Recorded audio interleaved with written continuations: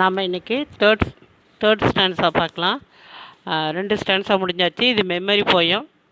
இன்றைக்கி தேர்ட் ஸ்டான்ஸாக பார்க்கலாம்.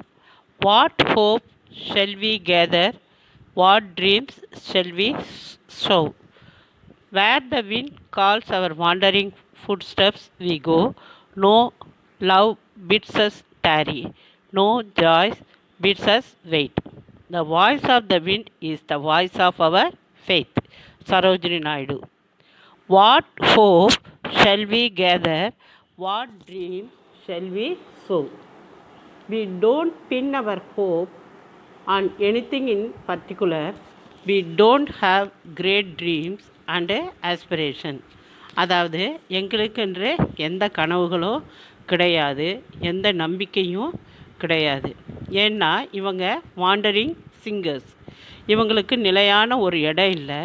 இவங்களுக்கு எந்த கனவுகளோ எந்த நம்பிக்கைகளோ இல்லை. இந்த லைனில் அவர்களுடைய ஃப்யூச்சரை பற்றி, எதிர்காலத்தை பற்றி, எங்களுக்கென்ற எதிர்காலத்தை பற்றி எந்த நம்பிக்கைகளும் ஆசைகளும் கனவுகளும் எங்களுக்குன்னு கிடையாது. Where the wind calls wandering footsteps we go. Our wandering feet take us to place whenever the wind blows. எங்கெல்லாம் காற்று எங்களை கூப்பிடுகிறதோ அங்கெல்லாம் எங்கள் கால்கள் போய்கொண்டே இருக்கும். அதனாலே எங்களுக்கென்று எந்த கனவுகளும் வைத்துக்கொள்வது இல்லை, எந்த நம்பிக்கையும் வைத்துக்கொள்வதில்லை. எதிர்காலத்தை பற்றி எந்த ஆசையும் எங்களுக்கு கிடையாது. No love bids us tarry, no joy bids us wait. No love bids us tarry, no joy bids us wait. We don't delay our travel for the sake of love. நாங்கள் ஒரு இடத்திற்கு போகிறோன்றா எங்ககிட்ட காட்டக்கூடிய அன்பு எப்படிப்பட்ட அன்பாக இருந்தாலும் அந்த இடத்தில் ஒரே நிலையாக தங்க வைக்க முடியாது. எந்த அன்பும் பார்த்து நாங்கள் ஒரு நிலையாக இருக்க மாட்டோம். எந்த அன்பும் எங்களை ஒரு இடத்தில் தங்க வைக்காது. No joy bids us wait. We are happy in a particular place, we don't stay there permanently. அதே மாதிரி எந்த சந்தோஷமும் எங்களை என்ன பண்ண முடியாது, காத்திருக்க வைக்காது. எப்படிப்பட்ட சந்தோஷமாக இருந்தாலும் சரி, எப்படிப்பட்ட அன்பு கிடைத்தாலும் சரி, நாங்கள் நிலையாக ஒரு இடத்தில் இருக்க மாட்டோம். அதே மாதிரி ஒரு இடத்துல காத்திருக்க மாட்டோம். எதுவுமே எங்களைய காத்திருக்க வைக்க முடியாது. We are keep on going without delaying or waiting for anything. The voice of the wind is the voice of our faith. The voice of the wind carries our songs. It also carries our faith. எங்களுடைய தலைவிதியை, எங்களுடைய வருங்காலத்தை நிர்ணயிக்க, எதிர்காலத்தை நிர்ணயிக்கக்கூடிய சக்தி எதற்கு இருக்குதுன்னா, the voice of the wind, காற்றுக்குத்தான் அந்த சக்தி இருக்குது. காற்றின் குரல் எங்கெல்லாம் காற்று பரவி இருக்கிறதோ அங்கெல்லாம் எங்கள் கால்கள் போய்கொண்டே இருக்கும் என்று ரொம்ப அழகாக சரோஜினி நாயுடு இந்த போயத்தில் என்ன பண்ணியிருக்காங்க, சொல்லியிருக்கிறாங்க.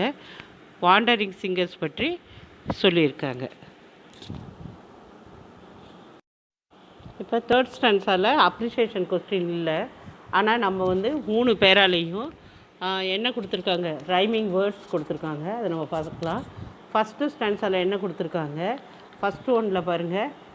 ஃபஸ்ட்டு லைனில் ஃபீட்டு, ஸ்ட்ரீட்டு, ரோம், ஹோம். அப்போ நம்ம அதுக்கு இதை என்ன சொல்லுவோம், நம்ம ரைமிங் வேர்டு. ஃபஸ்ட்டு ஸ்டான்ஸால் என்ன இருக்குது, first one feet, street, roam, home. இப்போ நம்ம ஃபீட்டுக்கு ஏன்னு கொடுத்தா ஸ்ட்ரீட்டுக்கு என்ன கொடுக்கணும், ஏன் தான் கொடுக்கணும். இப்போ ரோமுக்கு பீன்னு கொடுத்தா ஹோமுக்கு என்னன்னு கொடுப்போம், பி.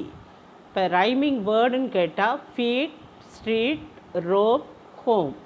ரைமிங் ஸ்கீம் கேட்டால் ஃபீட்டுக்கு ஏ, ஸ்ட்ரீட்டுக்கு ஏ, ரோமுக்கு ஏ, ஹோமுக்கு பி.